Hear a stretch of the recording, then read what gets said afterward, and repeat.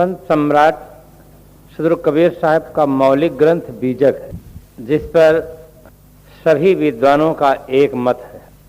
बीजक में आपने कहा, आपा तजय हरि भजय नक्सिक तजय विकार, सब जीवन से निर्वैर रहे साधु मता है सार। इस एक ही साखी में सदगुरु कबीर साहब ने साधु मत का सार बतलाने का प्रयास किया है।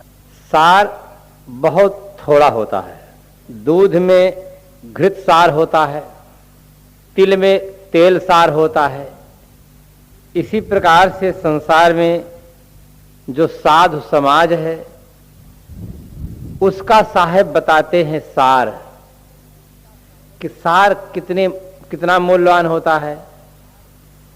साहब कहते हैं कि आपा तजय, पहली बार साहब कहते हैं कि आपा तजय अहंकार को छोड़े। आप प्रश्न कर सकते हैं कि पहले छोड़ने की बात साहब क्यों कहते हैं। हम आप जब प्रातः काल जगते हैं तो सबसे पहले छोड़ने की ही बात करते हैं। शरीर में जो विकार होता है उसे हम आप छोड़ते हैं,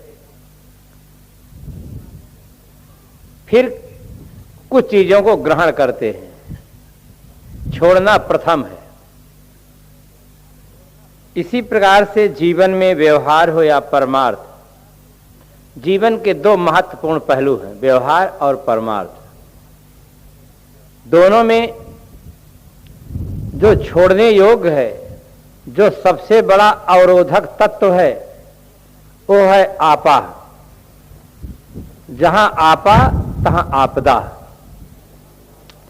अहंकार के कारण से मनुष्य का व्यवहार बिगड़ जाता है, परमार्थ बिगड़ जाता है।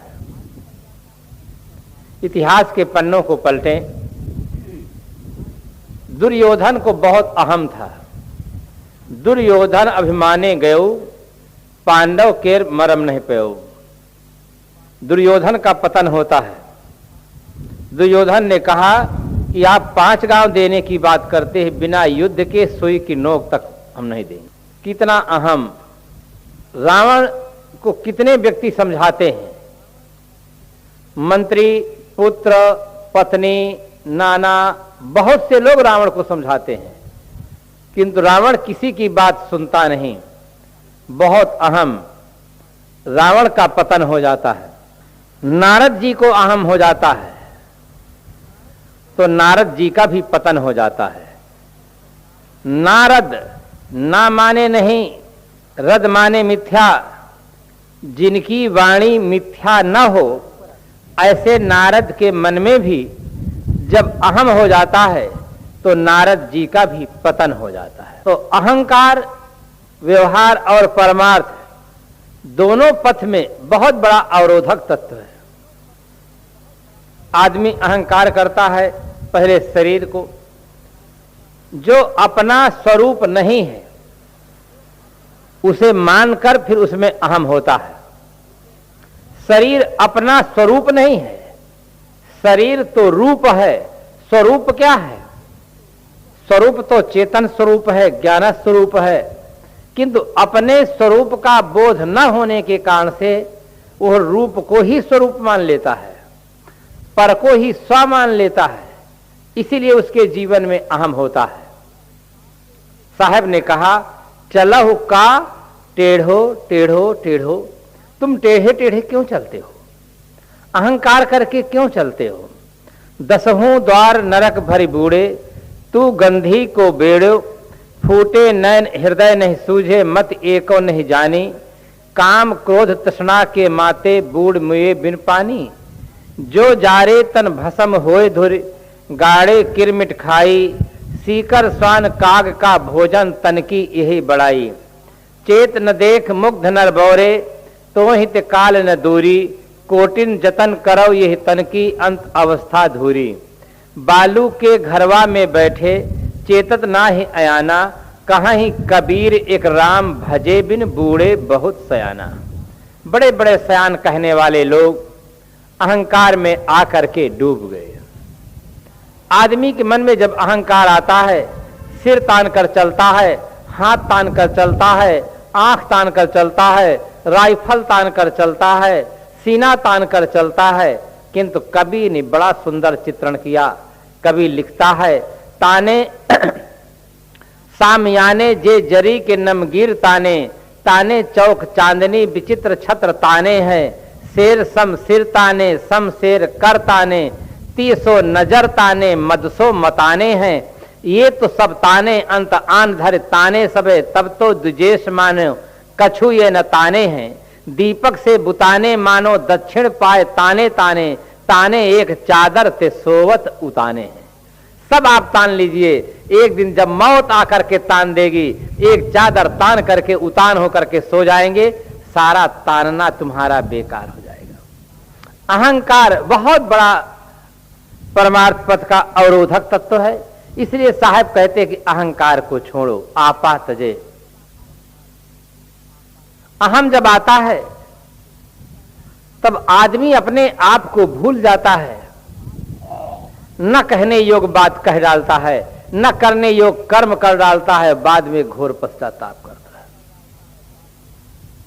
एक नवयुवक छात्र था, कॉलेज में पढ़ रहा था,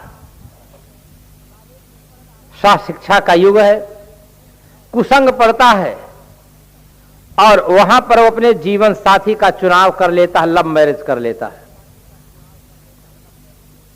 बंधुओं, अमेरिका में सबसे ज्यादा लोग लव मैरिज करते हैं और 50% शादियां एक साल में ही छूट जाती है। 100 में 45 बच्चे विवाह के पहले अमेरिका में पैदा होते हैं।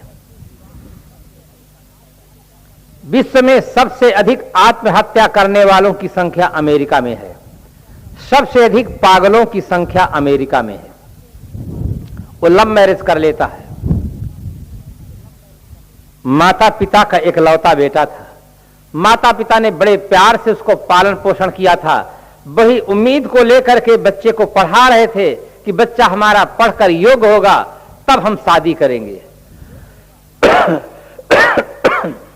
माता पिता के आशा में पानी फिर गया।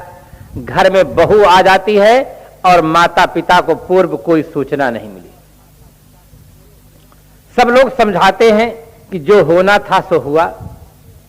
यदि अब आप कुछ कड़ाई करेंगे तो ये बच्चा आपके हाथ से निकल जाएगा। विचारों में भी आप सुन रहे थे कि बहुत बड़ा संघर्ष है आधुनिकता का और प्राचीनता का।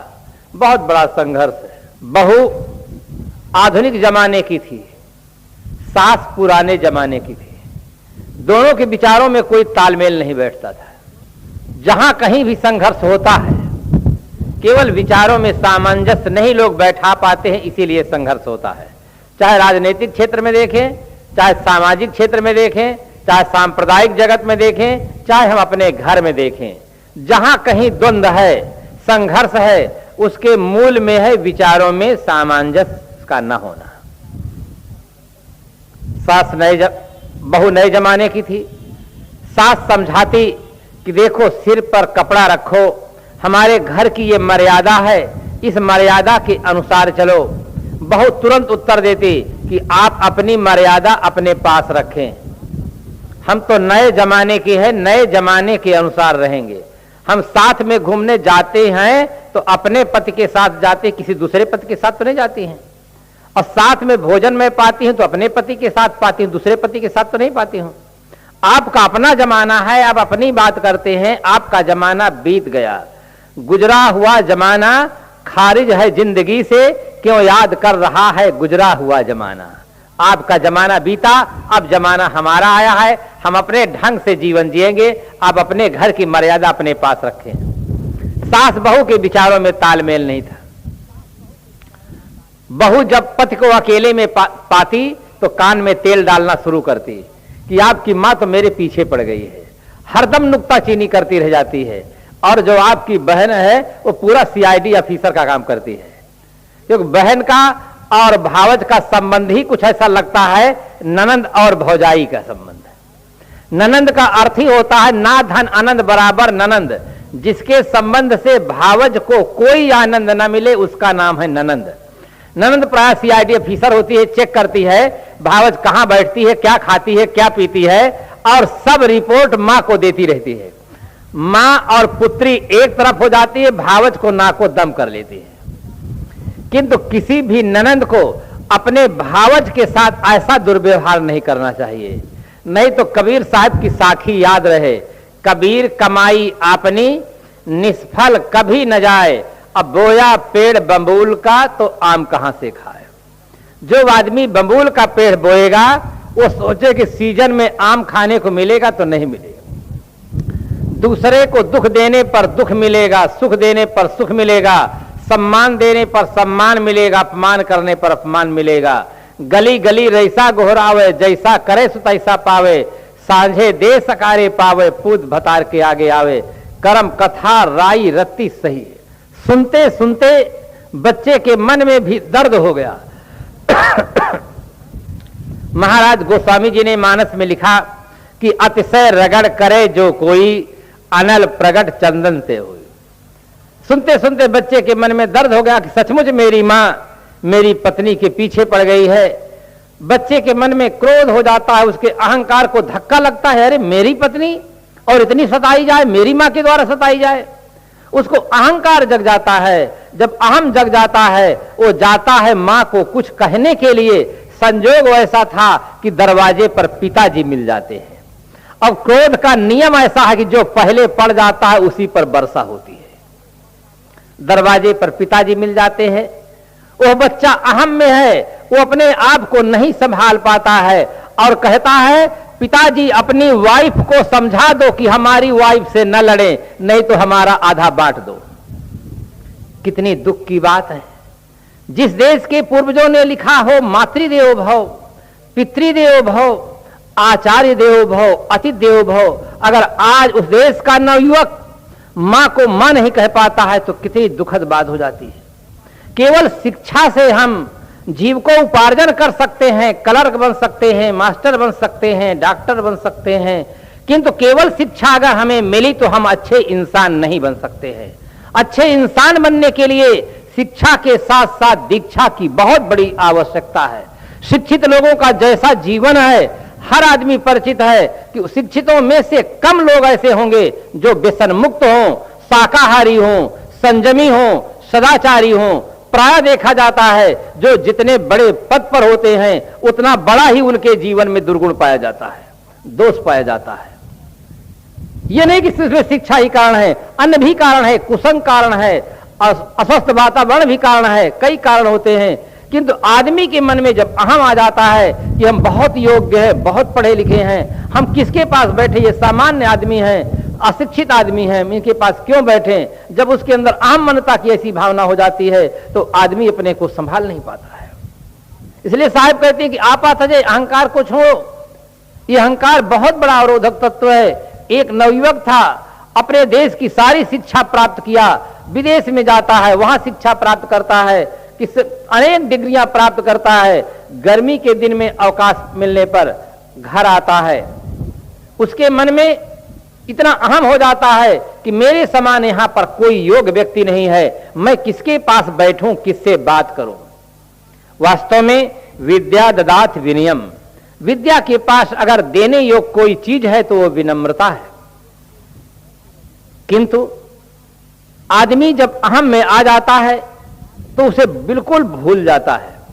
उस आदमी के मन में इतना अहम कि मेरे समान यहां कोई शिक्षित नहीं, कोई योग्य नहीं, मैं किसके पास बैठूं। एक महीना का समय बिताना उनके लिए बड़ा कठिन हो गया। मौन भी नहीं रह पाते हैं, किसी व्यक्ति के पास बैठ भी नहीं पाते हैं। एक एक दिन उनको गुजारना बहुत कठिन हो गया। गर्मी का दिन था, एक दिन दूसरी मीटिंग चले जाते हैं वो जल विहार करने के लिए। केवट नाव खोलता है। बाबूजी पूछते हैं क्यों केवट, आज का युग वैज्ञानिक युग है, तू विज्ञान जानता है या नहीं। उसने कहा बाबू विज्ञान क्या चीज होता है, मैं तो पढ़ा ही नहीं हूं, मैं तो केवल नावका चलाता हूं, जो पैसा पाता हूं इससे अपना और परिवार का पालन पोषण करता हूं। अरे तू विज्ञान नहीं जानता, अच्छा अर्थशास्त्र कुछ जानता है कि नहीं। कहे बाबू मैं तो पढ़ा ही नहीं, मैं तो पहले बता दिया हूं कि मैं पढ़ा ही नहीं। अरे तू भूगोल भी इतिहास भी नहीं जानता है, ना बाबू मैं कुछ नहीं जानता हूं, मैं तो केवल नाव चलाता हूं और जो पैसा पाता हूं अपना और परिवार का भरण पोषण करता हूं। बाबूजी के अहंकार को तृप्ति मिल जाती है। बाबूजी बड़े शान के साथ कह बैठते हैं, तेरी तो आधी जिंदगी बेकार हो गई, तू कुछ पढ़ा नहीं, ना विज्ञान जानता है, ना अर्थशास्त्र जानता है, न इतिहास जानता है, न भूगोल जानता है। और दो आदमी में जब परस्पर प्रेम होता है, बातचीत होने लग जाती है, नजरें चार होती है, मोहब्बत आ ही जाती है। दोनों व्यक्ति आमने सामने हैं, बात कर रहे हैं, बात में वो भूल ही गया कि मेरी नौका कहां चली जाती है। जब बाबूजी एक बात कह देते हैं बंधु, वो बात में बड़ी विलक्षण शक्ति होती है। एक कवि लिखता है, बात से बात उलझ जाती है, बात से बात सुलझ जाती है, बात से विश्वास जन्म लेते हैं, बात से आस झुलस जाती है। हर बात हर किसी से कही नहीं जाती, हर बात हर किसी से सही नहीं जाती, गुजारने को जिंदगी गुजर जाती है अकेली, मगर हर किसी को किसी के बिना रही नहीं जाती। बात में बड़ी विलक्षण शक्ति होती है। बात दो टूटे हुए हृदयों को जोड़ देती है, दो मिले हुए हृदयों को तोड़ देती है। बात से आदमी की आशा में पानी फिर जाता है और बात से आदमी आशावान बन जाता है। बड़ी विचित्र बात हो जाती है। जब बाबूजी ये बात कह देते हैं कि तुम्हारी आधी जिंदगी बेकार हो गई, तो उसको धक्का लग जाता है। उसे तब ख्याल होता है, अपनी ओर देखता है कि अरे मेरी नावका तो भंवर में फंस चुकी है। नावका भंवर में पड़ जाती है, नावका घूमने लग जाती है। तो अब केवट को पूछने का नंबर आया कि बाबूजी ये बताइए आप तैरना जानते हैं या नहीं। कहें तैरना क्या होता है? कहें पानी से पार होने की कला को तैरना कहते हैं। कह रहे ये तो मैं नहीं जानता हूं, मैं तो जिस शहर में गया टोटी घुमाया और स्नान किया, मैं तो तैरना नहीं जानता हूं। उसने कहा बाबू मैं अर्थशास्त्र नहीं पढ़ा, इतिहास नहीं पढ़ा, भूगोल नहीं पढ़ा, विज्ञान नहीं पढ़ा, तो मेरी आधी जिंदगी बेकार हो गई। अब आप तैरना नहीं जानते तो अब तो आपकी पूरी जिंदगी ही बेकार हो गई, क्योंकि नावका भंवर में पड़ गई है, अब इसके बचने की कोई संभावना नहीं है। मैं तो चला तैर कर बाबू सरिता के उस पार, जाने बिना तैरना बाबू सारी विद्याएं बेकार। अंग्रेजी जाने, संस्कृत जाने, अरबी जाने, फारसी जाने, बड़े आलिम व फालिज हैं, मगर विषयों के बस होकर उसी रास्ते से आग निकले जिधर नादान घिसता है। अनेक भाषाओं का ज्ञान है, बड़े बड़े पदाधिकारी हैं, किंतु उसी रास्ते पर चल रहे हैं जहां एक सामान्य आदमी चल रहा है। तो विद्या कुछ काम नहीं देती है। आदमी को विनम्रता धारण करके वहां से जो सच्चाई है उसको ग्रहण करना चाहिए। जो वृक्ष फलता है वो झुक जाता है, जो तराजू वजनदार होता है वह तराजू नीचे रहता है, हल्का तराजू ऊपर उठ जाता है।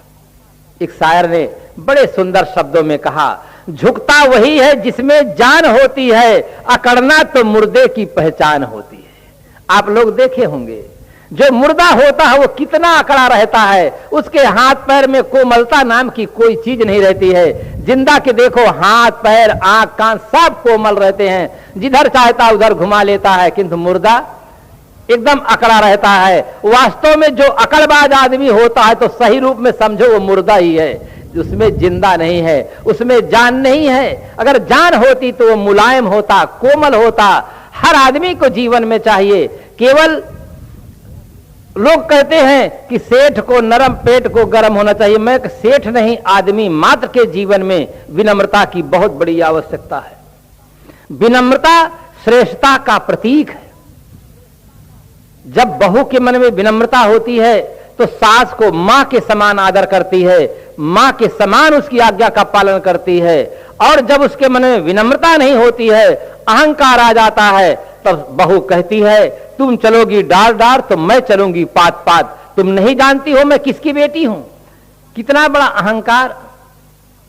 पुत्र के मन में जब विनम्रता होती है तो पिता से मर्यादा से अदब से बात करता है, और जब उसके मन में अहम आ जाता है तो कह बैठता है चुप रहो, टाँटाएं मत करो, जमाना बहुत आगे बढ़ गया है, अब आप पीछे जमाने के हो गए, कुछ मत बोलो। विनम्रता की आवश्यकता संपूर्ण मानव समाज को है। जहां अहंकार आ जाता है वहां पूर्ण रूप से पतन हो जाता है। इसलिए सदगुरु कबीर साहब ने कहा चाहे व्यवहार हो या परमार्थ आपा तजे, जिस पत्नी के मन में अहम भाव होगा वो पत्नी पति के साथ सुंदर व्यवहार नहीं करती है, तालमेल बैठा नहीं पाती है, अपने अहम में रहती है कि मैं भी सर्विस करती हूं, मैं भी पैसा कमाती हूं, मैं घर में थोड़े बैठी रहती हूं। अहम भाव जहां आ जाएगा वहां व्यवहार में कटुता पैदा हो जाती है। व्यवहार को अगर हमें सुंदर बनाना है, सभ्य बनाना है, आदर्श व्यवहार रखना है तो जीवन में विनम्रता की बहुत बड़ी आवश्यकता होगी। परमार्थ पथ में अगर हम देखें तो गुरुजनों के साथ हम सुंदर व्यवहार नहीं कर पाते हैं तो केवल अहंकार के कारण से नहीं कर पाते हैं। यदि आदमी के अंदर विनम्रता आ जाए तो गुरुजनों का बहुत बड़ा उपकार होता है। संस्कृत की मनीषी ने लिखा, अन्नदानात् परम नास्ति विद्यादानम ततो अधिकम अन्येन क्षणिका तृप्तिर्यावत् जीवंत विद्या। अन्नदान से क्षणिक तृप्ति होती है। प्रातः काल आप जलपान करते हैं तो दोपहर के समय फिर भूख लग जाती है, फिर आपको भोजन चाहिए, सायंकाल फिर आपको भोजन चाहिए। अन्य न क्षण का तृप्ति, अन्न से क्षणिक तृप्ति होती है, किंतु यावत जीवंत विद्या, ज्ञान प्राप्त कर लेने पर मनुष्य जीवन परम तृप्त रहता है, संतुष्ट रहता है। इसलिए बहुत बड़ा उपकार गुरुजनों का होता है। गुरुजनों का उपकार इतना बड़ा होता है कि नासमान तन सेवा तुम्हारी बोध अनासी चीजें, लाभ अचल पद मिला तुम्हें जब समता कौन करीजे। गुरुजनों की हम नश्वर शरीर की सेवा करते हैं, तन मन धन से सेवा करते हैं। गुरुजन हमें ज्ञान के द्वारा अविनाशी वस्तु का बोध कराते हैं, संयम सदाचार मानवता की शिक्षा देते हैं, जिस शिक्षा को प्राप्त करके हम अपने जीवन को सार्थक और सफल बनाने में सक्षम हो जाते हैं। बहुत बड़ा उपकार गुरुजनों का होता है। इसलिए विनम्रता पूर्वक हरि भजय। शब्द नाम अनेक अर्था प्रसंगत्वात्, एक शब्द के अनेक अर्थ होते हैं प्रसंग अनुसार। जीवन में दुख का मूल कारण है केवल अज्ञान, तस्य हेतु अविद्या। दुख का कारण है अविद्या, अज्ञान। आप प्रत्यक्ष देख रहे हैं, ट्यूबलाइट जल रही है, बल्ब जल रहे हैं, पंखा चल रहा है, मूल में क्या है? मूल में विद्युत शक्ति है। अगर विद्युत शक्ति न रह जाए, चली जाए तो ट्यूबलाइट बंद हो जाएगी, बल्ब में कोई प्रकाश नहीं होगा, पंखा नहीं चल सकता है, कल कारखाने सब बंद हो जाते हैं। इसलिए जो विद्युत शक्ति है वो कितनी महान शक्ति है, और उस शक्ति से इस प्रकार से ऐसा होता है। इसी प्रकार से ज्ञान शक्ति से आदमी अपने जीवन का विकास करता है, राष्ट्र निर्माण का कार्य करता है और अपने अभीष्ट लक्ष्य को प्राप्त करता है। किंतु जब वो शक्ति नहीं रह जाती है, मानव मस्तिष्क में अंधकार छा जाता है, अविद्या छा जाती है, तब आदमी अनथा कर्म करने लग जाता है। दुख का मूल कारण केवल अविद्या है, अज्ञान है, और जब तक मानव मस्तिष्क में अविद्या शेष है तब तक आदमी दुख के बीच में रहेगा। विज्ञान हमारे बाहर के अंधकार को नष्ट करता है। बाह्य जगत में अंधकार है, एक बटन दबा देते हैं, पूरे कमरा में प्रकाश भर जाता है, बाहर का अंधेरा मिट जाता है। किंतु आदमी के दिमाग में अगर अंधेरा भरा हो तो विज्ञान कुछ नहीं कर सकता है। एक शायर लिखता है, रोशनी कोर्ट और किलों में है, रोशनी फैक्ट्री और मिलों में है, रोशनी खूब महफिलों में है, पर अंधेरा दिलों में है। सब जगह उजेला उजेला हो, और आदमी के दिमाग में अगर अंधेरा होगा तो आदमी अंधविश्वास का शिकार होगा, आदमी दुर्व्यसन का शिकार होगा। आज आदमी के दिमाग में अंधकार भरा हुआ है, और अंधकार के कारण से भ्रष्टाचार का शिकार बना हुआ है, अनैतिकता का शिकार बना हुआ है, दुर्व्यसनों का शिकार बना हुआ है। कोई विज्ञान काम नहीं आ पा रहा है। आदमी के दिमाग में अंधकार छाया हुआ है। देखो, लाखों करोड़ों नहीं अरबों रुपये का घोटाला हो रहा है। ये क्यों ऐसा हो रहा है? केवल दिमाग में अंधकार है, दिमाग में अविद्या है। अविद्या शेष होगी तो आदमी चंद्रलोक नहीं, अगर मंगल ग्रह में जाके बस जाएगा तो मंगल ग्रह में जाकर भी आदमी वहां बोतल पिएगा, अंडा मुर्गी खाएगा, अब आदमी के साथ विरोध करेगा, वहां भी सेंटर जेल सरकार को बनाना पड़ेगा। इसलिए अगर आदमी के मस्तिष्क से अविद्या दूर हो जाए तो इसी लोक में आदमी सुख में जीवन जी सकता है। इसलिए राष्ट्र कवि मैथिली शरण गुप्त जी ने लिखा, भव में नव वैभव प्राप्त कराने आया, नर को ईश्वरता प्राप्त कराने आया, संदेश यहां में नहीं स्वर्ग का लाया, इस भूतल को ही स्वर्ग बनाने आया। मानो मस्तिष्क में जो अविद्या है, अज्ञान है, उसकी निवृत्ति के लिए हमें ज्ञानार्जन करना चाहिए, और ज्ञानार्जन के लिए सदगुरु चाहिए। बिन गुरु होय कि ज्ञान, ज्ञान की होय विराग बिनु, गावहि वेद पुराण सुख की लहई हरि भक्ति। एक मास्टर साहब एक शंका कहे साहब, अगर पुस्तक पढ़कर ज्ञान प्राप्त कर लिया जाए, गुरु न किया जाए, तो क्या कल्याण नहीं हो सकता है? मैंने कहा, आप मास्टर हैं, अगर कोई दूसरा व्यक्ति इस प्रकार से प्रश्न करता तो क्षम्य होता किंतु आप अच्छी तरह से जानते हैं कि दुनिया के किसी लेखक ने ऐसी पुस्तक आज तक नहीं बना पाया है कि बिना किसी के पढ़ाए वो पुस्तक पढ़ी जा सके। उस हर बच्चे को का खा गा घा अंगा लिखा है, पुस्तक दे दिया जाए, पुस्तक पढ़ा दे, ऐसी कोई पुस्तक नहीं है। जिंदा आदमी को पढ़ाना पड़ता है कि ये का लिखा है, ये खा लिखा है, ये गा लिखा है, ये घा लिखा है, ये अंगा लिखा। पुस्तक में सब लिखा है किंतु पुस्तक पढ़ा नहीं सकती है। पुस्तक में ABCD लिखा है किंतु पुस्तक नहीं पढ़ा सकती कि ABCD लिखा है। पढ़ाने वाला कोई जिंदा अध्यापक चाहिए, कोई जिंदा गुरु चाहिए, तब उन गुरु के द्वारा शब्द बोध होता है। तो तत्व बोध के लिए क्या गुरु नहीं चाहिए? शब्द बोध के लिए गुरु की अपेक्षा है, तो तत्व बोध के लिए भी गुरु की बहुत बड़ी अपेक्षा है। गुरु करना चाहिए, बिना गुरु के वस्तु स्थिति का यथार्थ बोध नहीं होता। गुरु करबो सिद्धांत या हो यथार्थ बोध, अनुचित उचित लखाय उर तुलसी मिटे विरोध। अनुचित और उचित, कर्तव्य अकर्तव्य, जड़ और चेतन, बंध और मोक्ष, सुख और दुख के रहस्य को अच्छी तरह से समझने के लिए हमें जीवन में सदगुरु की बहुत बड़ी आवश्यकता है। पुस्तकें सभी विषयों की रहती हैं, किंतु अगर कोई प्रोफेसर, कोई लेक्चरर उनको ठीक से न बोध कराए तो यथार्थ बोध नहीं हो सकता है। वर्तमान बिन संत गुरु के सब संशय न सेरे, चेतन संजित वाक प्रकाशित लख लख उर्त प्रेरे। वर्तमान में कोई हमें संत मिलना चाहिए, कोई गुरुजन मिलना चाहिए जो हमें ठीक से बोध दे, जिनके उपासना से, जिनकी भक्ति से हमें तत्वबोध हो, आत्मबोध हो। वो सगुण साकार चेतन मूर्ति सदगुरु और संत। मनीषियों ने संत सम्राट श्री कबीर साहब के संबंध में लिखा कि वे निर्गुण उपासक थे। वास्तव में सदगुरु कबीर साहब सगुण साकार चेतन मूर्ति संत और गुरुजनों की उपासना पर बल देते थे। उपासना सगुण और साकार की होती है, जो प्रत्यक्ष रूप में इष्ट हो। निर्गुण तो आत्म तत्व है, चेतन तत्व है, उसमें स्थिति प्राप्त होती है, वो अंतिम की बात है। सगुण साकार उपासना का आधार लेकर फिर व्यक्ति निर्गुण निराकार तक पहुंचता है। सगुण का आधार नहीं मिलेगा तो निर्गुण तत्व तक नहीं जा सकता है। आप प्रत्यक्ष देखते हैं, जब लिंटर पड़ता है तो वहां पर नीचे लकड़ी का आधार लगाना पड़ता है, और जब लिंटर पक करके मजबूत हो जाता है तब उस आधार को निकाल लिया जाता है, मकान स्थिर हो जाता है। इसी प्रकार से निर्गुण तत्व का बोध, आत्म तत्व का बोध प्राप्त करने के लिए सगुण साकार जो चेतन मूर्ति सदगुरु और संत है, पहले हमें उनकी उपासना करनी चाहिए, भक्ति करनी चाहिए। दुनिया के प्रत्येक नर नारी भक्ति करते हैं, चाहे वह जो भी हो, सब भक्ति करते हैं। आपके मन में संदेह होगा कि ऐसे लोग देखे जाते हैं, न मंदिर जाते हैं, न मस्जिद जाते हैं, न गिरजाघर जाते हैं, न गुरुद्वारा जाते हैं, फिर वे किसकी भक्ति करते हैं? न वे राम को मानते हैं, न रहीम को मानते हैं, वे किसकी भक्ति करते हैं?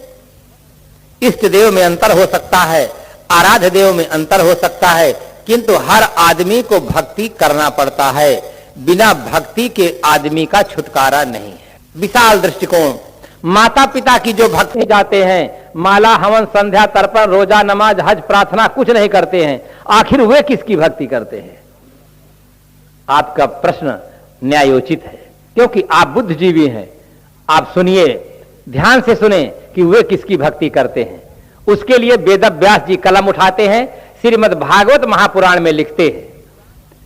ये पुराण हजारों वर्ष पहले लिखा गया है, कितना सुंदर लिखा गया है ऐसे लोगों के लिए जो बाहर नहीं जाते हैं भक्ति करने के लिए, उनके लिए वो लिखते हैं।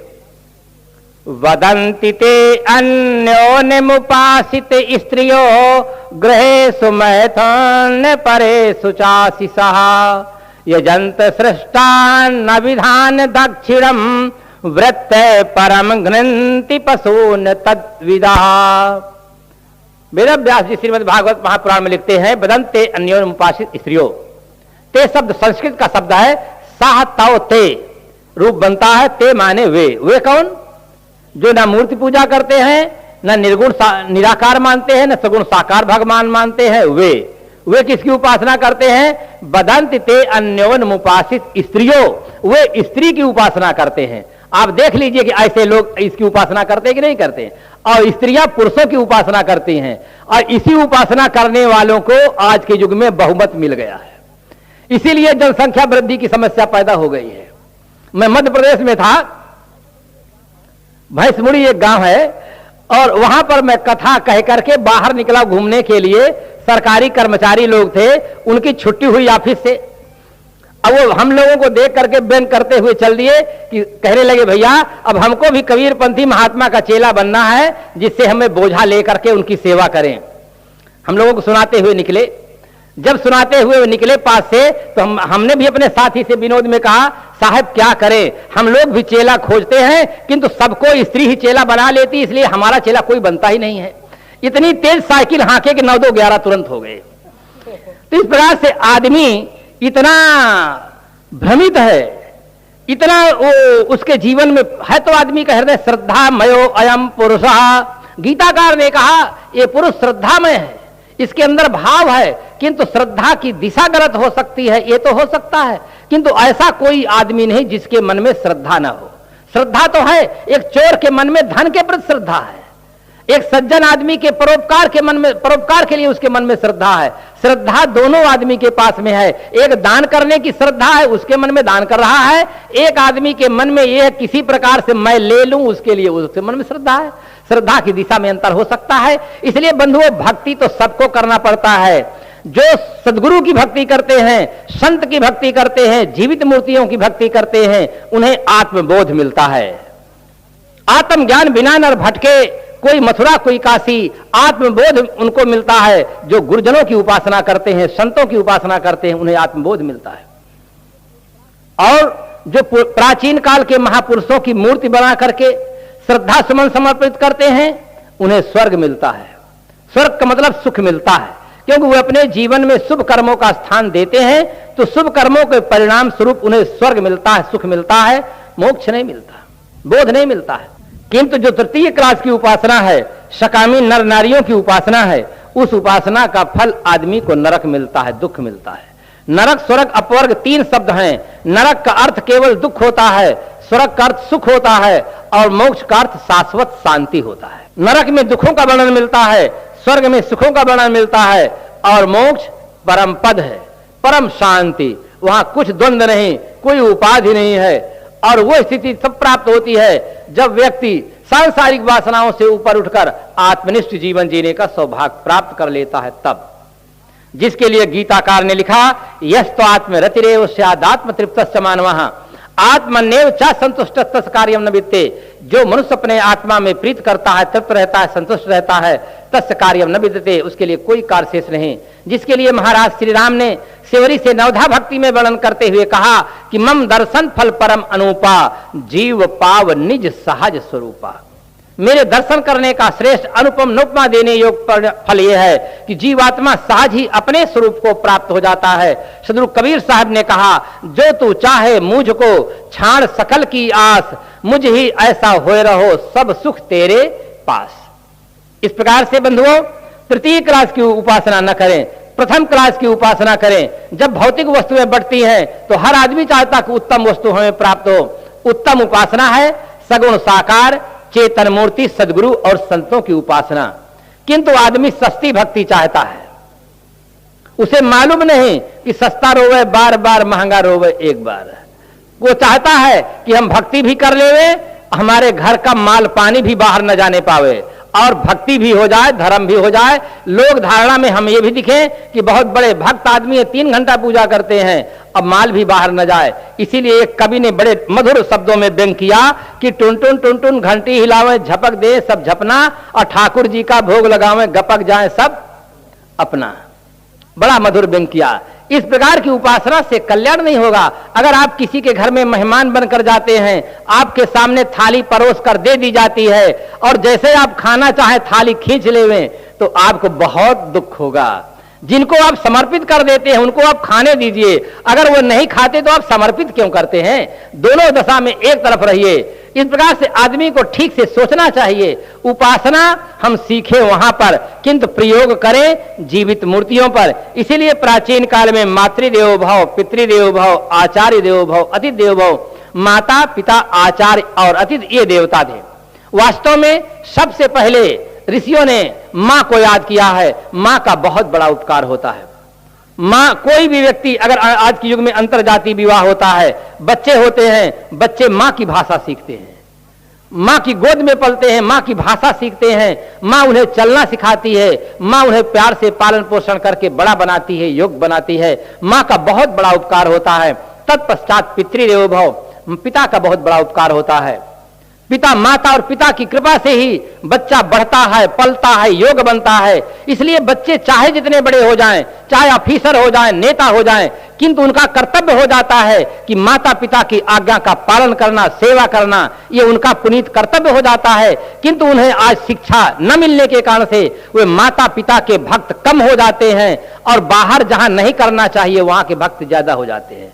बोतल के भक्त हो जाएंगे, तमाकू के भक्त। हमारे देश में टीबी की बीमारी बहुत फैल गई है। टीबी अलग अलग कर दे, टी माने चाय, बी माने बीड़ी, चाय बीड़ी की बीमारी बहुत ज्यादा हमारे देश में फैल गई। टीबी की बीमारी, सुबह उठेंगे कोई, किसी को टी चाहिए, किसी को बी चाहिए, माता पिता को लगता है सब अलग है। कितनी सत्य शिक्षा हमें नहीं मिलती है। बंधुओं, याद रहे, संतों से दूर रहकर हम धन कमा सकते हैं, संतों से दूर रहकर हम किसी पद पर प्रतिष्ठित होकर काम कर सकते हैं, संतों से दूर रहकर हम परिवार को खूब बढ़ा सकते हैं, किंतु संतों से दूर रहकर हम अपने जीवन को निर्मल और महान नहीं बना सकते हैं। अगर हमें अपने जीवन को निर्मल और महान बनाना है तो हमें संतों की शरण में जाना होगा। तमन्ना दर्द दिल में है तो कर खिदमत फकीरों की, नहीं वो लाल मिलता है अमीरों के खजाने में। सदगुरु कबीर साहब ने आधार दिया कि गुरु की दया, साध की संगत, निकल आवी द्वार। गुरु की दया प्राप्त हो और संतों की संगत प्राप्त हो जाए तो व्यक्ति को तत्वबोध हो सकता है और व्यक्ति सांसारिक धारा से बच सकता है। संत सम्राट सदगुरु कबीर साहब की क्रांतिकारी विचारधारा है कि जियत न तरे हो मुए का तरी हो, जियत ही जो न तरे। छोटा सा सूत्र कितना बड़ा पावर रखता है, सारे अंधविश्वासों को खत्म करने की क्षमता रखता है। साहब ने कहा, जियत न तरे हो मुए का तरी हो। तुम जीते जी सांसारिक वासनाओं से नहीं तरे हो, मरने पर क्या तरोगे? अगर मरने पर तरना होता, जैसे कुछ परंपराओं में है, मरने का समय आता है तो लोग गौदान कराते हैं, गाय की पूंछ पकड़ा देते हैं, कहते बैतरणी नदी पार करने के लिए अगर गौदान करोगे तो इस गौ के पुण्य के प्रताप से दूसरी गौ आ जाएगी, बैतरणी नदी पार हो जाओगे। अगर इतना बैतरणी नदी पार करना सरल होता तो हर आदमी गाय की पूंछ पकड़ लेता, बैतरणी नदी पार हो जाते। अगर कहीं बैतरणी नदी होती तो हमारी सरकार तो स्टीमर चला देती, एरोप्लेन चला देती। वैज्ञानिक युग है, गाय की पूंछ पकड़ने की जरूरत न पड़ती। गाय की पूंछ क्यों पकड़ते? हाथी की पूंछ पकड़ो, गाय तो थोड़ी देर में बह जाएगी। ये आदमी आज भी अंधविश्वास के युग की मान्यताओं को आज भी शिकार बना हुआ है। मरने के पश्चात अमुक कर्मकांड कर लोगे तुम, यहां से तुम्हारा नरक से स्वर्ग में ट्रांसफर हो जाएगा। कितना बड़ा घोर अंधविश्वास भरा हुआ है। जो आदमी जीते जी तंबाकू नहीं छोड़ सकता है, बीड़ी नहीं छोड़ सकता, तो विषय शक्ति कैसे छोड़ेगा? और उसको छोड़े बिना वो कैसे पार होगा? साहब ने इंकलाब किया कि जितना तरह मुझे का तरह। जीते जी जो आदमी वासनाओं से पार नहीं हुआ है, मर जाने के बाद वासनाओं से कैसे पार हो सकता है? कोई आदमी जीते जी पढ़कर अध्यापक न बना हो तो मर जाने के बाद कुछ अध्यापक बनाने का कोई उपाय है? अगर मर जाने के बाद अध्यापक बनाने का, डॉक्टर बनाने का, वकील बनाने का उपाय होता तो बहुत बढ़िया होता, तो लोग ये भी करना शुरू कर देते। कैसा हमारा समाज, कितना घोर अंधविश्वास धर्म के नाम पर भरा हुआ है। धर्म के नाम पर लोगों ने बुद्धि का प्रयोग करना बिल्कुल बंद कर दिया। बुद्धि का प्रयोग ही नहीं करते हैं। मैं उदाहरण सुनाऊं कैसे प्रयोग नहीं करते हैं। एक बाबूजी थे, भाई कोई बाबूजी हो तो नाराज नहीं होंगे, मैं किसी से परिचित नहीं हूं। वो बाबूजी घोर भौतिकवादी थे। भौतिकवादी आदमी का ये सिद्धांत होता है कि जो शरीर दिखाई देता है मैं ये शरीर हूं और मेरा जीवन लक्ष्य है ईट ड्रिंक एंड बी मेरी, खाओ पियो और मौज उड़ाओ। बाबूजी घोर भौतिकवादी थे। साधु संत को बेकार समझते थे कि ये तो देश के लिए भार है। मैं एक कॉलेज में गया बोलने के लिए, कॉलेज के बच्चों ने कहा, धीरे से कहे वो, परंतु मेरे पास तक बात आ गई कि साधु लोग तो बैठे बैठे खाते हैं। तुरंत मैंने उत्तर दिया कि आपने बिल्कुल सही कहा। खड़े खड़े जानवर खाते हैं, जितने जानवर होते हैं सब खड़े खड़े खाते हैं। अब पड़े पड़े बीमार आदमी खाते हैं। ना साधु जानवर है और ना बीमार है, साधु स्वस्थ है, आदमी है, इसलिए बैठकर खाते हैं। तो आपने बिल्कुल सही कहा, साधु बैठे बैठे खाते हैं। उन्होंने कहा हमारे कहने का मतलब दूसरा। मैंने कहा तुम्हारे कहने का मतलब मैं अच्छी तरह समझता हूं कि कुछ काम नहीं करते खाते हैं। अब काम नहीं करते तो खाते कैसे हैं? यह हो सकता है कि जो काम आप करते हो काम ना करते हो, किंतु काम तो जरूर करते हैं। संसार में अनेकों डिपार्टमेंट हैं, हर आदमी अपने डिपार्टमेंट से काम कर रहा है और राष्ट्र के विकास में हर आदमी का बहुत बड़ा सहयोग है। चाहे वो किसान हो, चाहे वो व्यापारी हो, चाहे वो कर्मचारी हो, चाहे वो राजनेता हो, चाहे वो साधु हो, हर आदमी अपने अपने विभाग से काम कर रहा है। ये राष्ट्र का जो कुछ विकास हो रहा है, राष्ट्र में रहने वाले अरबों लोगों के परिश्रम का परिणाम है। जो आज हमारा राष्ट्र, हमारा विश्व इतना ज्यादा विकसित हुआ है, उसमें एक दो आदमी के काम करने से नहीं हो रहा है। विश्व में रहने वाले सभी नागरिकों के विकास से, सभी लोगों के श्रम से इस प्रकार से हो रहा है। तो बाबूजी घोर भौतिकवादी थे, साधु संत से कोई मतलब नहीं था। शादी हुई और शादी होने के कुछ वर्षों के पश्चात घर बच्चों से भर गया। विचित्रो एवं संसारा, ये संसार बहुत विचित्र है। कभी कभी देखा जाता है आदमी के पास लाखों और करोड़ों की संपदा होती है, किंतु कुल में दीपक जलाने वाला कोई नहीं होता है। और कभी कभी ऐसा भी देखा जाता है घर में खाने को ठिकाना नहीं रहता, पूरा घर बच्चों से भरा रहता है, लगता मिलिट्री कैंप यहीं पड़ा हुआ है। बाबूजी का घर बच्चों से भर गया। मां के पास बच्चों के लिए पर्याप्त मात्रा में दूध नहीं था। मां का स्वभाव चिड़चिड़ा निकल जाता है। मां अपने को संभाले कि बच्चे को संभाले, कि बाबूजी को संभाले, कि बाबूजी के आने वाले मित्रों को संभाले। मां का स्वभाव एकदम चिड़चिड़ा हो जाता है, तालमेल नहीं बैठता। जब लोगों की शादी होती है तो लोग बड़े प्रसन्नता से लिखते हैं चंद्रमुखी, और शादी होने के बाद साल खान जब बीतता है और थोड़ा सा नोक झोंक शुरू होता है, तब लोग लिखते हैं सूर्यमुखी। और शादी होने के कुछ वर्ष बीते, 2-3 बच्चे हुए और उठाव पटक चालू हो गया, तब कहते हैं ज्वालामुखी। अब बाबूजी की पत्नी एकदम ज्वालामुखी हो गई है। उसके सामने भीषण समस्या खड़ी हो गई है। घर अस्त व्यस्त हो गया है, बच्चे रो रहे हैं, बाबूजी के साथ सुंदर व्यवहार नहीं हो पा रहा है। बाबूजी भी दुखी हो जाते हैं, मित्रों से सलाह लेते हैं क्या करें। मित्रों ने कहा आपने बड़ी गलती की है, आप इतने बच्चे हो गए हैं, वो बच्चों के लिए पर्याप्त मात्रा में दूध नहीं, पत्नी का जीवन नरक बन गया, छोटे छोटे बच्चे हैं, इनका जीवन वैसे हो गया। आपने बहुत बढ़िया सावधानी किया है। उन्होंने कहा हुआ जो हुआ, किंतु अब तो उपाय बताइए। उन्होंने कहा एक उपाय है, बच्चे के लिए मां का दूध, गाय का दूध और बकरी का दूध उपयोगी होता है। आप यहां गाय रखेंगे तो आपके लिए बहुत कठिनाइयों का सामना करना होगा, आप बकरी पाल लीजिए। बकरी पालेंगे, बच्चों के लिए पर्याप्त मात्रा में दूध मिल जाएगा, तो हो सकता है कि आपकी गृहस्थी जो उजड़ रही है वो फिर बस जाए। बाबूजी को यह विचार बहुत अच्छा लगा। बाबूजी एक बहुत अच्छी बकरी लाए, बकरी को पाले। बकरी सुबह शाम 1-1 किलो दूध देने लगी, बच्चों के लिए पर्याप्त मात्रा में दूध मिलने लगा। बच्चे रोना बंद कर दिए, मां हंसने लगी, मुस्कुराने लगी। फिर बाबूजी को ऐसा लगा कि हमारी उजड़ती हुई गृहस्थी फिर बस गई। सुंदर व्यवहार। संजोग की बात, एक दिन बाबूजी टिकट बांट करके झंडी लेकर के बाहर आते हैं। देखते क्या है कि रेलवे लाइन पर बकरी खड़ी हुई है। बाबूजी को ऐसा लगा कि अभी तो ट्रेन बहुत दूर है, बकरी को हटाया जा सकता है, इसे कुछ पता नहीं है। बाबूजी बकरी को हटाते हैं, हटा करके फिर अपना स्थान ग्रहण कर लेते हैं, किंतु बकरी पुनः उसी लाइन पर खड़ी हो जाती है। बाबूजी फिर विचार करते हैं कि ये तो पशु है, इसे कुछ पता नहीं है, ये मेल ट्रेन आ रही है, अगर बकरी नहीं हटती है तो बकरी का एक्सीडेंट हो सकता है, मुझे फिर हटा देना चाहिए। बाबूजी बकरी को हटाने के लिए जाते हैं, मेल ट्रेन थी, सनसनाती हुई पहुंच जाती है। बाबूजी का बकरी का दोनों का बड़े भयंकर ढंग से एक्सीडेंट हो जाता है। बाबूजी का नीचे का भाग खराब हो जाता है और बकरी का ऊपर का भाग खराब हो जाता है। डॉक्टरों ने मीटिंग किया कि अब करना क्या चाहिए। सब डॉक्टरों ने मिलकर पास कर दिया कि जिसका जो अंग खराब हो गया उसको ऑपरेशन करके निकाल दो, दोनों को ज्वाइंट कर दो। बाबूजी का ऊपर का भाग सही है, बकरी का नीचे का भाग सही है। जो अंग खराब हो गया उसको निकाल दिए। बाबूजी को 1 महीना हॉस्पिटल में रखे। बाबू जब ठीक हो जाते हैं बाबूजी को छुट्टी दे देते हैं। अब बाबूजी ऊपर से बिल्कुल सही हैं, टिकट भी बांटते हैं, झंडी भी दिखाते हैं, नीचे बाबूजी बकरी है, सुबह शाम 1 किलो दूध भी देते हैं। अब बाबूजी दोनों काम एक साथ करते हैं।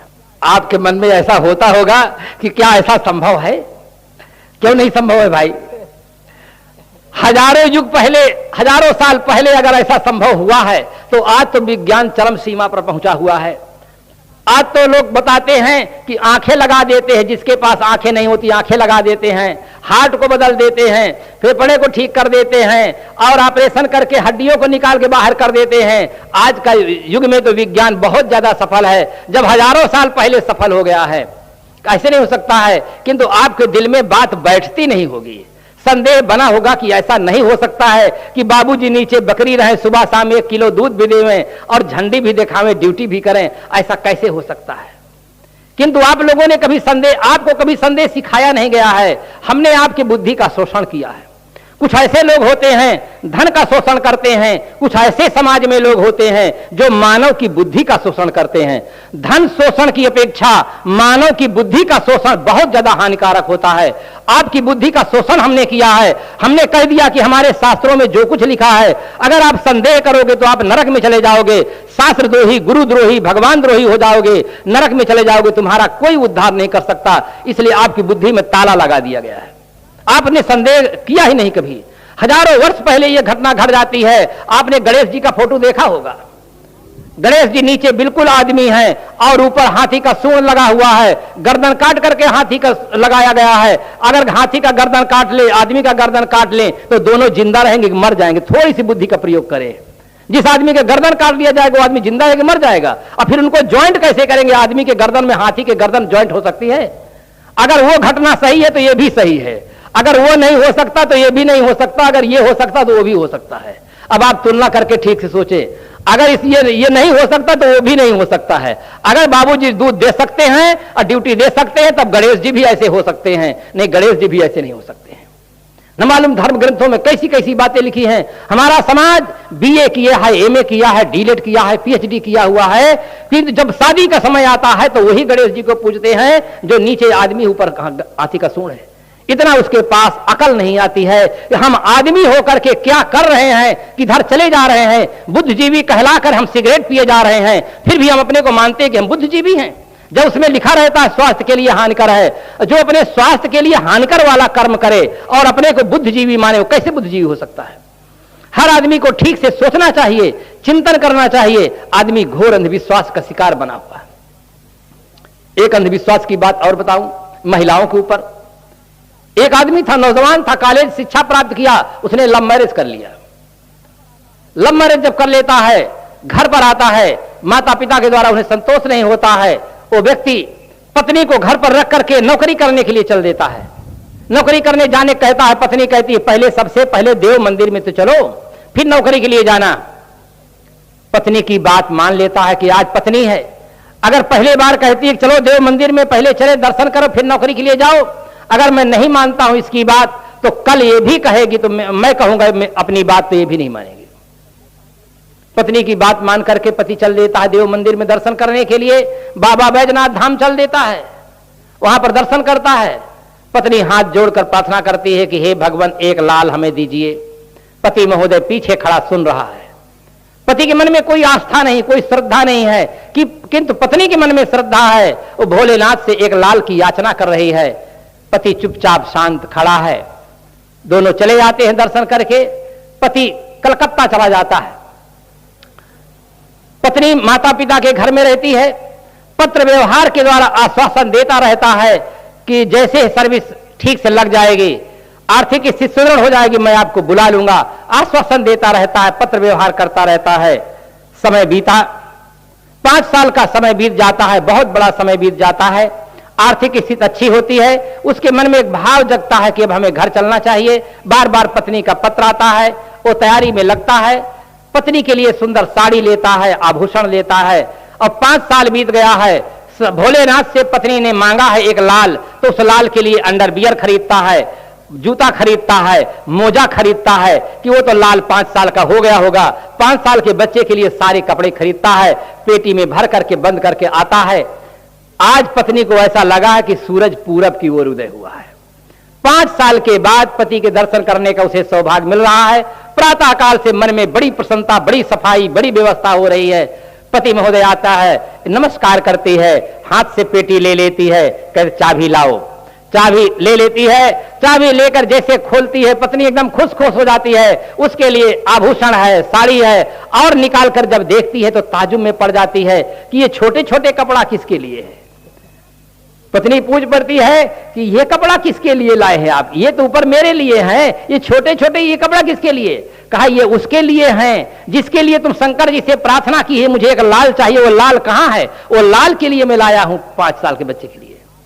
पत्नी मुस्कुराती हुई कहते हैं आप रहे कलकत्ता और मैं रहूं यहां घर पर, लाल कहां से आएगा। कहे क्या शंकर जी लाल नहीं दिए क्या, मां याचना तो तुम शंकर जी से किए हो, अगर शंकर जी दे देते हैं तो मेरे कोई जरूरत नहीं है, और मेरे बिना बच्चा नहीं होगा तो शंकर जी की भी कोई जरूरत नहीं है। एक एक जरूरत रखो, चाहे शंकर जी की जरूरत रखो और चाहे मेरी जरूरत रखो। अगर मेरे बिना लाल नहीं हो सकता है तो शंकर की कोई जरूरत नहीं है, अगर शंकर भगवान बच्चे दे देते तो मेरी कोई आवश्यकता नहीं है। कितना घोर अंधविश्वास में हमारा समाज जी रहा है, थोड़ा सा कुछ भी विचार नहीं उसके अंदर होता। इसलिए सदगुरु कबीर साहब को इंकलाबी स्वर में कहना पड़ा, संतो देखत जग बोराना, सांच कहो तो मारन धावे झूठे जगपतियाना, नेमी देखा धर्मी देखा प्रात करे स्नाना, आत्म मार पसाड़े पूजे उनमें किछो न ज्ञाना। टोपी पहरे माला पहरे छाप तिलक अनुमाना, साखी शब्द गावत भूले आत्म खबर न जाना, हिंदू कहे मोहि राम प्यारा तुरुक कहे रहीमाना, आपस में दो लल्लर मुझे मरम न काहू जाना। इस प्रकार सदगुरु कबीर साहब का बहुत बड़ा इंकलाबी स्वर है, एक क्रांतिकारी महापुरुष हैं। हर आदमी को चाहिए कि अहंकार को छोड़ करके हम सदगुरु की उपासना करें। सदगुरु की उपासना करने से हमें वस्तु तत्व का यथार्थ बोध होगा। आगे तीसरी पंक्ति में कहा गया, नख सिख तजय विकारो, नख से शिखा तक के सारे विकारों को छोड़ें। इन हमारी माताओं को चाहिए कि ये भी अपने जीवन में एक पथ प्रदर्शक गुरु का चुनाव करें। कुछ लोग कहते हैं कि पतिरेको स्त्री राम गुरु हो, स्त्री के लिए केवल पति ही गुरु होता है, दूसरे गुरु की आवश्यकता नहीं होती है। ऐसा कहने वालों को अपने भारतीय संस्कृति का ज्ञान नहीं है। अगर नारी जात को गुरु बनाने का अधिकार न होता तो सेवरी के गुरु मतंग मुनि कैसे होते, पार्वती के गुरु नारद जी कैसे होते, मीराबाई के गुरु रैदास भक्त कैसे होते।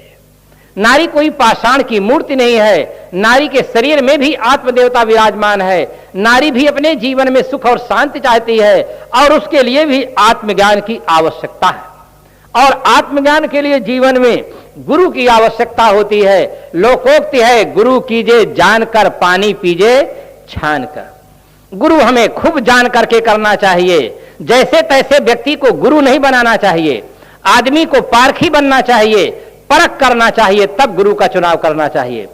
आप कपड़ा खरीदने जाते हैं तो आप कपड़े की परख करते हैं। व्यापारी माल दिखाता है, आप उस पर विश्वास करके नहीं लेते हैं, आप माल की परख करते हैं। आप स्टील के बर्तन खरीदते हैं, आप उसकी परख करते हैं। सोना खरीदते हैं, पारखी को साथ में ले जाते हैं, सोना को कसौटी में कसकर परखते हैं, खरा उतरने पर आप लेते हैं। यहां तक कि आदमी व्यवहारिक जगत में मिट्टी का बर्तन खरीदता है, घड़ा खरीदता है, तो घड़े को भी परख करके खरीदता है।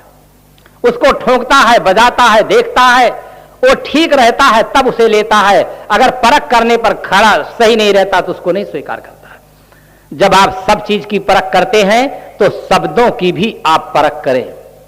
अगर परख नहीं करेंगे तो सेठ के समान आप दुखी होंगे। आप कह सकते हैं कौन से सेठ और किस प्रकार से दुखी हुआ। एक आदमी था बहेलिया, बहुत चालाक आदमी था। एक तोता फंसाया, अब तोता को फंसा करके उसको पढ़ा दिया, छोटा सा सूत्र याद करा दिया, इसमें क्या संदेह। और जब वो तोता अच्छी तरह से उच्चारण करने लगा तो उसको बेचने के लिए मार्केट ले जाता है, साथ में ब्लैक बोर्ड ले जाता है, लिखता है तोता 4 वेद 6 7 18 पुराण 1 से 8 उपनिषद, कुरान, बाइबिल, गीता इत्यादि समस्त धर्म शास्त्रों का ज्ञाता है, और कीमत लिख देता है नीचे 1 लाख रुपया।